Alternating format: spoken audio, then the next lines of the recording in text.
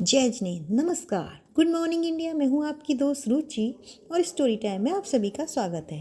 हर कहानी अपने अंदर एक संदेश छुपा कर रखती है जो हमें मोटिवेट करता है अंधेरे से उजालों में जाने के लिए।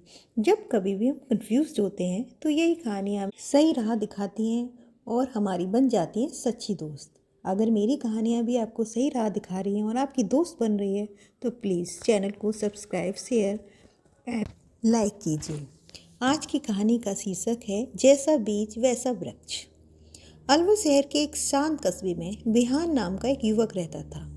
उम्र करीब 25 साल, सपनों से भरा हुआ, लेकिन उसके मन में एक अजीब सी बेचैनी रहती थी। पढ़ाई ठीक थी, नौकरी भी ठीक ठाक थी, मगर मन हमेशा उलझा रहता, कभी नकारात्मक विचारों में, कभी डर से, कभी उलझनों में। एक दिन बिहान बहुत थका हारा शाम को घर लौट रहा था। रास्ते में उसने देखा गांव के बाहर एक वृद्ध साधु पेड़ के नीचे ध्यान लगा रहे हैं, आंखें शांत, चेहरा सौम्य। बिहान ने सोचा शायद मुझे भी कुछ मार्गदर्शन मिल जाए। वह उनके पास जाकर बैठ गया। बिहान ने साधु से पूछा, बाबा मेरा मन हमेशा उलझा रहता है, कोई उपाय बताइए। साधु मुस्कुराए और बोले, बेटा तुम खेत तो देखते हो ना, अगर खेत में किसान बीज न डाले तो क्या होगा। बिहान तुरंत बोला, घास फूस उगाएंगे बाबा। साधु ने आंखें खोलकर कहा, बस मन भी वही खेत है, तुम इसमें रोज सकारात्मक का बीज नहीं डालते, इसलिए नकारात्मकता अपने आप उगाती है। उन्होंने एक मुट्ठी मिट्टी उठाकर कहा, देखो मिट्टी को फर्क नहीं पड़ता कि उसमें गेहूं डाले या कटीले पौधे, वह सब उगाती है। इसी तरह हमारे मन को भी फर्क नहीं पड़ता कि तुम उसमें प्रेम डालो या भय, वह हर चीज़ को बढ़ा देता है।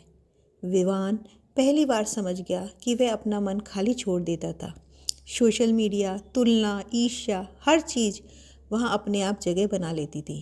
कुछ देर बाद बिहान ने कहा, बाबा अक्सर लोग मुझे दुखी कर देते हैं, कोई गुस्सा कर देता है, कोई ताना मारता है, कोई डर फैलाता है। साधु ने हंसते हुए कहा, अरे बेटा, जिस व्यक्ति के भीतर जो चल रहा है वही तो बांटता है। सुखी व्यक्ति सुख, दुखी दुख, ज्ञानी ज्ञान और भ्रमित भय और भयभीत भय को बांटता है। उन्हें पानी का लोटा उठाकर कहा, अगर इसमें दूध हो तो बताओ क्या आएगा। बिहान ने बोला, दूध। और अगर इसमें जहर हो तो जहर आएगा बाबा। साधु ने कहा, बस यही जीवन है, लोग जैसा देते हैं वैसा ही अपने भीतर रखते हैं। तुम ये मत देखो कि कौन तुम्हें क्या दे रहा है, ये देखो कि तुम अपने भीतर क्या भर रहे हो। ये सुनकर बिहान के मन में कुछ पिघला। उसे ऐसा हुआ कि वह भी तो कभी कभी बिना सोचे दूसरों को चिंता, शिकायत और डर ही तो बांटता है। कुछ समय बाद साधु ने धीरे से कहा, अब तीसरा नियम सुनो, जो सबसे कठिन है। जीवन में जो भी मिले उसे पचाना सीखो। बिहान चौंक गया। जैसे?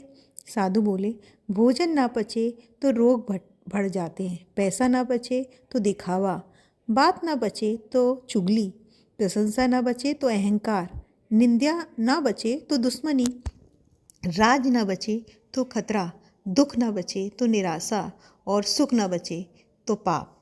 फिर वे बोले, जीवन सिर्फ पाने का नाम नहीं है, बल्कि उसका सही तरीके से सदुपयोग कर आत्म कल्याण का अपूर्व कार्य करके सार्थक करने का नाम है। जिसे जो मिलता है वही उसकी परीक्षा है। बिहान कुछ देर तक चुप रहा। उसे समझ में आ गया कि वह छोटी सी बात भी दिल पर ले लेता था, थोड़ी सी आलोचना से परेशान हो जाता था, थोड़ा सा सुख मिलते ही घमंड आ जाता था। शायद वह जीवन को पचा नहीं पा रहा था। उस दिन से बिहान ने तीनों नियम अपने जीवन में उतार लिए। उसने तय किया कि वह रोज सुबह सकारात्मक विचार पढ़ेगा और लिखेगा। उसने तय किया कि लोगों से वही बांटेगा जो उसके भीतर अच्छा है, और सबसे बड़ी बात, जो भी परिस्थिति आए उसे शांति से पचाने की कला सीखेगा। धीरे धीरे उसका मन शांत होने लगा, लोग उसकी ओर आकर्षित होने लगे और उसका आत्मविश्वास बढ़ गया। प्रकृति हमें सिखाती है कि मन को खाली मत छोड़ो, भीतर अच्छा बढ़ते रहो, जीवन की हर परिस्थिति को पचाना सीखो, यही जीवन है। खुश रहो, मस्त रहो। फिर मिलते हैं अगली कहानी में। जय जिनेंद्र।